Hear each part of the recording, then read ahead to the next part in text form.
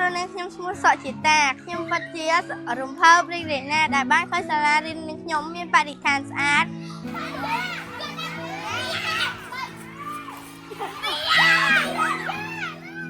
មានបណ្ណាល័យសម្រាប់អានសៀវភៅជាច្រើនជាពិសេសសិស្សានុសិស្សដែលបាន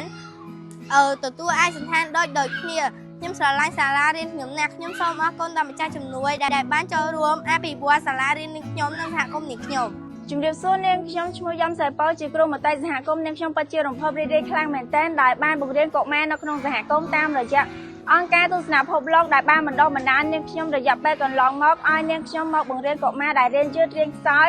បានត្រឡប់មករៀនធម្មតាវិញពួកគេបានមករៀននៅទីនេះនាងខ្ញុំពិតជាសប្បាយរីករាយខ្លាំងមែនទែនដែលបានចូលរួមនៅក្នុងសហគមន៍របស់នាងខ្ញុំសូមអរគុណទៅដល់ម្ចាស់ជំនួយ Thank you sponsors for your kindness and support for the community and children. This year we had a great achievement related to improving quality of education for thousands of students. We really need your support because we want to help the poor, especially improving health service. Thank you.